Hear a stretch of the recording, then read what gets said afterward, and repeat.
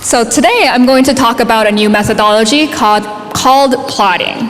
And this is a way for us to make user interviews visible. As most of us here are researchers, designers, and PMs, most of us have run user interviews before. And so we should be familiar with the constraints and limitations of user interviews. Namely, there's always a wealth of information, too much information to dive into in a short, constrained period of time. So what I'm going to do is, I promised I would talk about food, so let's talk about food. Specifically, breakfast. And I'm going to try something new here. I'm going to get a brave volunteer to come up here and do a mock interview with me about breakfast items. So we're going to talk about your breakfast preferences and so on. So who wants to come up here for a mock interview? Come on up. Go ahead.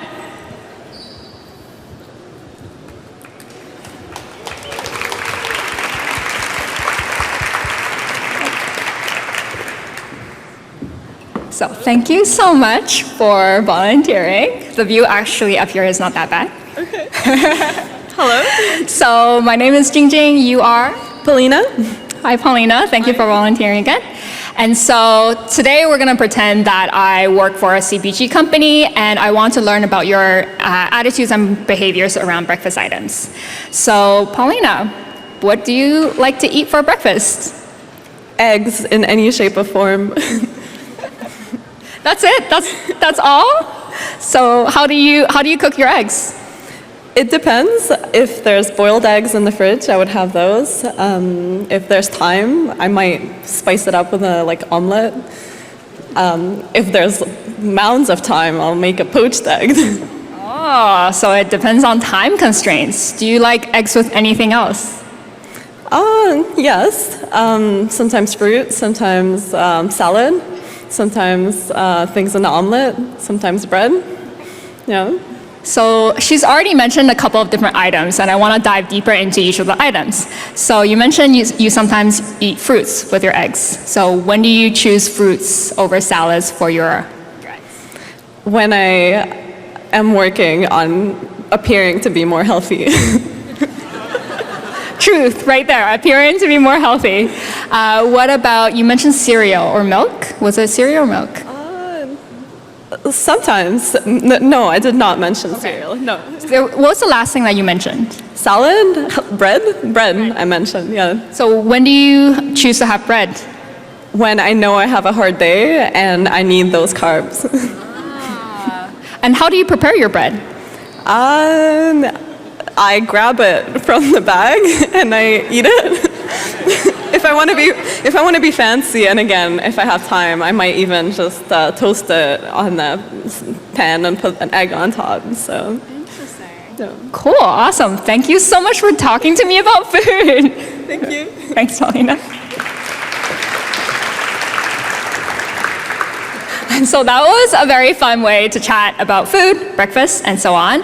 But what you'll notice is Paulina mentioned a bunch of different breakfast items, and I was very interested in diving deep into some of them in more depth. So I had follow-up questions about a bunch of them, and I had to retrieve those items from memory, diving deep into each, and so on.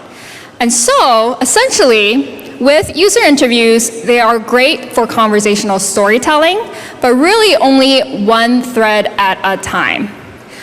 To make it worse, our brains are not built for a lot of information. And that's because our working memories, our memory systems, are limited. And also, we experience what's called cognitive load, when there is more information than we have capabilities to process them. What does that look like in actuality? So in terms of how our brain and memory works, I want us to focus on three things: attention, long-term memory, and working memory. Okay, so what I'll do is, animation doesn't work that well, so I'll just refer back to this slide. For the top portion, you'll notice attention. this is the resource that we use to perceive information from the world. So sensory information comes in and through attention and gets held within my brain. Long-term memory is where we have long-term information, so memory from the past that I might want to retrieve to use and to process. And the most important part is working memory. Working memory actually has two functions. One is it is a temporary storage for information, and another function is you can actually manipulate information while it is in working memory. So you can process it, you can manipulate it. I want to talk about two processes involved with these three components. The first is the encoding process.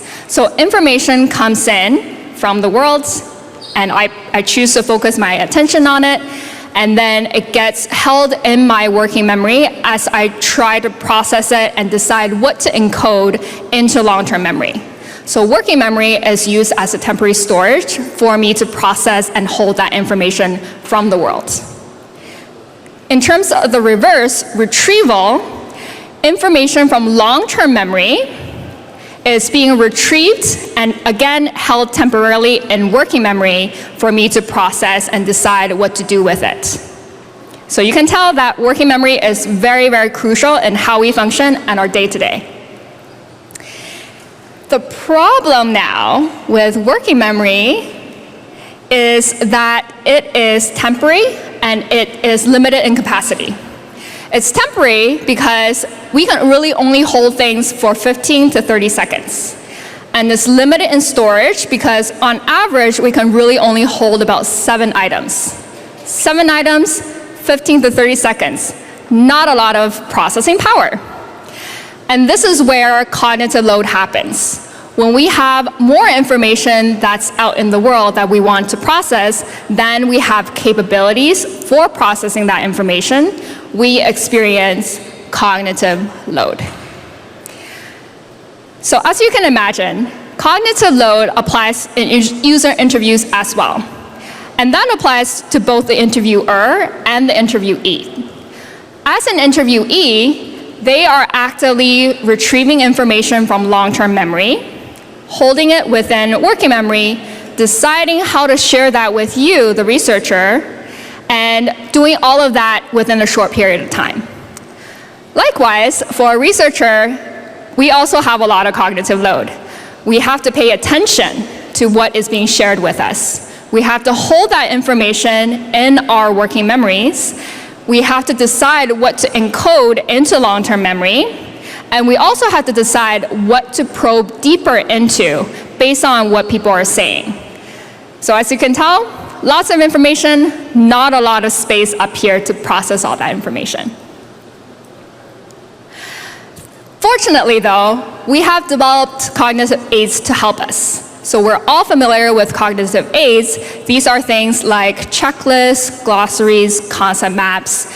These allow us to offload some of the demands on working memory onto a more physical form, so we don't have to hold it all up here.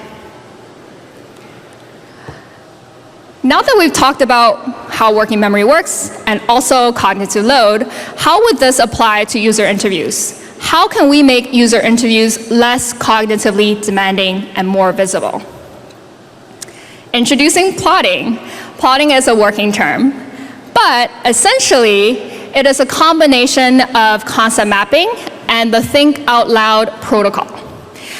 The goal of plotting is really to interactively gauge at people's mental models, so interviewees' mental models, through conversation and through visual representation. And so first, in our breakfast example, I needed to capture all of the different ways, different breakfast items that Paulina likes to eat. So eggs, salad, fruit, bread, all of those raw elements are captured onto individual sticky notes. This capturing could happen by her or by me. So it could be me listening to her talking about her breakfast experiences and I'm noting down the different items that I want to talk about later on. Or she could write down the different items based on the question that I asked. So she could note down the different types of eggs, different types of bread, and so on. That's the first phase. The second phase is where the interactivity happens. So as we're doing this, capturing all the raw notes, we're doing this on a shared document that can be viewed by both of us, a shared board. And what I'm gonna ask Paulina to do is then plot each raw element, so each content piece, each breakfast item, against a visual framework that I predefined. So before the interview, I would come in and decide on a visual framework to use for this particular research question and have her interactively plot out her pieces against the framework that I've chosen. She is doing that real time, and she is doing that while thinking out loud, so I can follow along on some of her rationale and thought processes. The goal is really for me as a researcher to gain a more nuanced understanding of how the concepts are structured and relate to each other in her mind. So essentially, her mental model. We talked about making user interviews more visible, so let's do that. Let's go back to our breakfast item example, and let's pretend that I did plotting with Paulina on breakfast items. And so, after the first question, I asked her, what do you like to have for breakfast? Either she or I would write out on individual sticky notes the items that she prefers to eat. And so this is a visual way for both of us to see what are the items that she prefers. And it's also a way for me to gauge what I want to do with this information moving forward. Then I'm going to pre-prepare visual frameworks for her to interactively show me her mental models. And I'm going to share 4 frameworks. The first one is categorical plotting. This is similar to card sorting, in that if you remember the breakfast items, the raw notes that we had in the previous slide, I'm now going to ask Paulina to group them based on categories, group them based on how she perceives the relationships to be between those items. These could be close categories, so these could be predefined by me ahead of the interview, or they could be categories that Paulina herself decides on the go. And the goal here is to really understand how items and concepts relate in people's minds. And remember, as Paulina is doing this grouping and the categorization, she is thinking out loud, so I can follow along with her rationale. So maybe what she does is she categorizes all of the breakfast items in this way. So you can see that there's different scenarios already emerging based on what breakfast items she would choose in different situations. So maybe when she is running low on time, she opts for things like cereal and milk, sliced fruits, so that these are more grab and go, quick and easy breakfast options. Maybe when she has done a workout and she needs to replenish protein, she would choose more protein-heavy breakfast items.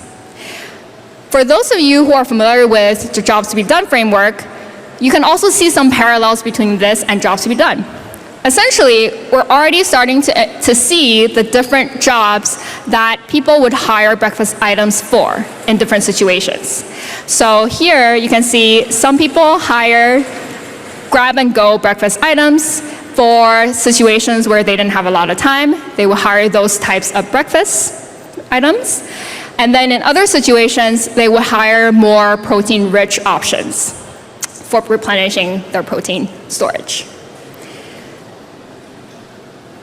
Another framework that we can use, a visual framework, is dimensional plotting. So this would refer to a continuous dimension, in which case the raw notes, the raw elements, will be placed against the continuous dimension. And again, as people are doing this, they are thinking out loud and showing us how the concepts relate in their minds. This really helps us to surface how concepts rank in people's minds. So maybe for part of my interview, I will ask Paulina to rank the breakfast items on a continuous dimension of unhealthy to healthy. And as she's doing that, I am starting to see patterns of what she values based on the level of healthiness or unhealthiness.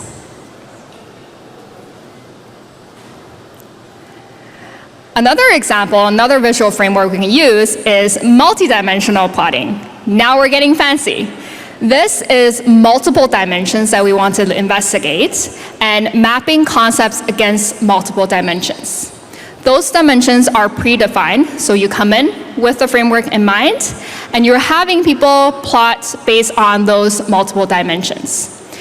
This is where you can see interactions happening, how different items and raw elements are interacting with different dimensions. This is also where you can start to see some of the patterns emerging. And this would be a signal for me to dive deeper into some of the patterns and clusters that I see.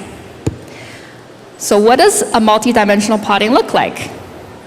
Here, I've pre-planned a multidimensional plot with emotional on the vertical axis and on the horizontal axis, frequency. So maybe I would ask Paulina to come up and place each raw item, so each breakfast item, against how she feels about them and also how frequently she eats them per week. What you'll see is for consuming several times a week, for this example, we're already seeing two clusters happening. We're seeing that pancake and scrambled eggs she feels positively about and she eats frequently. Whereas protein shake and cereal and milk, she also eats frequently, but she feels less satisfied about. And so this would be a signal for me to probe deeper. I would ask, why is there a difference between the two? Why are there different clusters here? And perhaps the insight here would be that for the things that she feels positively about, it's actually because she has time in the morning to prepare them, and she feels like it's a treat for her. For the things that she doesn't feel passionate about, it's more grab-and-go options, and she has to just put up with it and go out the door.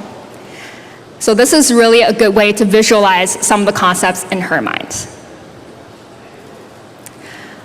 The last framework I'll talk about is story plotting.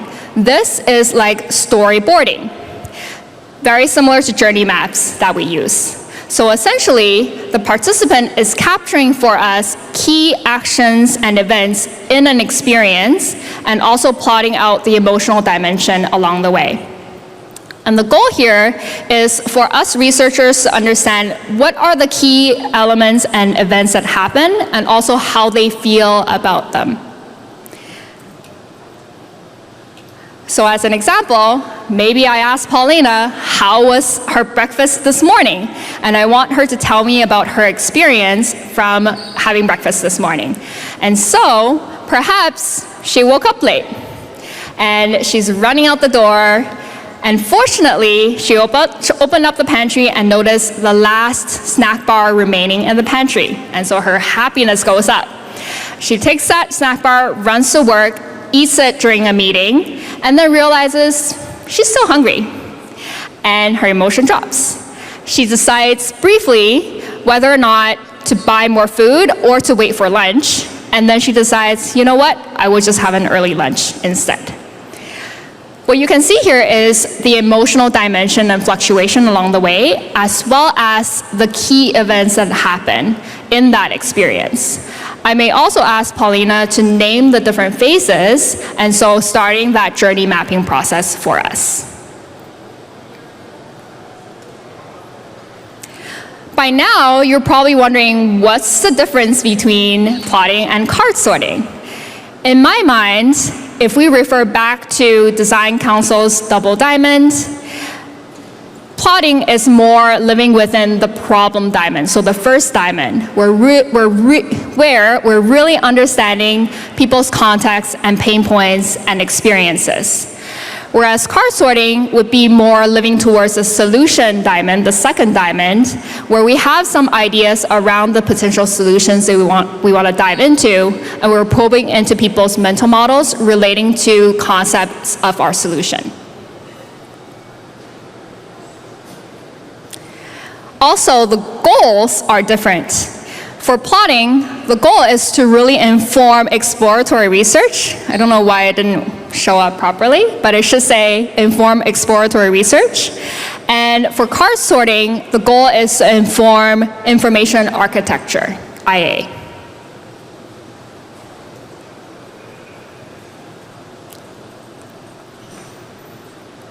Cool. What does plotting actually look like in actuality, in practice? I'm going to talk about a case study for an actual client project. So as Danny mentioned, I work in consulting for user research, and this is based on an actual client project that I did, where I used plotting. And so the brief from the client is they really wanted to understand how people pay and shop in order to spot pain points and opportunities to better design a good omni-channel shopping experience. So we had 4 weeks to do this. We chose a bunch of different methodologies, and one of those was 20 user interviews, exploratory interviews on a one-to-one basis. I asked the participants to tell me the stores that they go to and how they mentally categorize them. So here's an example of one person's responses and done through categorical plotting. So here you can see the different stores that they visit based on how they think about the purpose of those stores. So some of those stores they will go for health and beauty, some for electronics, some to get multiple items, and so on. And this is also a good way for us to both now reference the same board and say, I want to ask more questions about Sephora. I want to dive deeper into your experiences at Sephora. Or I want to understand how you use Dollarama for home items. So this is a way for me to also reference which parts I want to dive deeper into. I also had people do story plotting about their most recent shopping experience. This person unfortunately had lots of ups and downs. So she really wanted to gather a couple of different items that she forgot to buy in her regular grocery shopping trip. And she added those to an online cart because she likes to do online shopping. She realized afterwards that some of the items didn't actually send to her address. So her emotion drops significantly. And this is because this is below the $50 minimum spend threshold for free shipping, and so she now had to scramble to find other things to add to her cart. Once she did that, she also realized a couple days later that the delivery was delayed. So she got her delivery a couple days later than expected, and so this cut out the entire purpose of shopping online in the first place. So you can really see both the emotional ups and downs that she experienced, but also the different phases of her shopping journey that she had.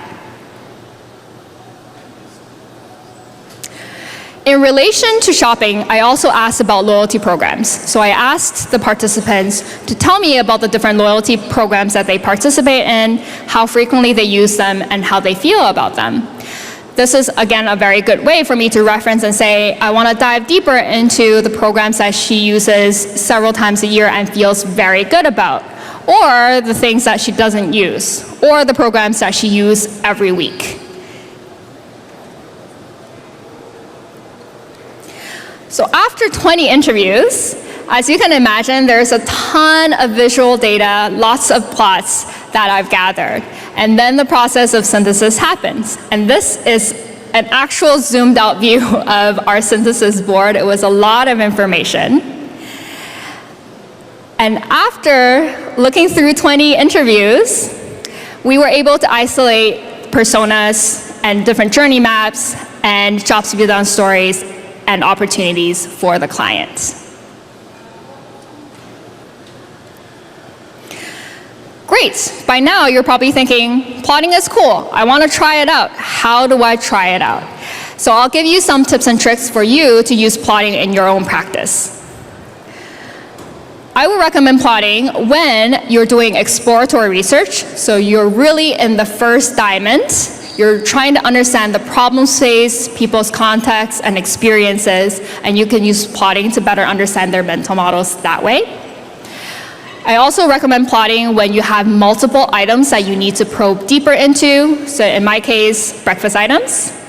And then if you want to look at relational connections between the items in people's minds.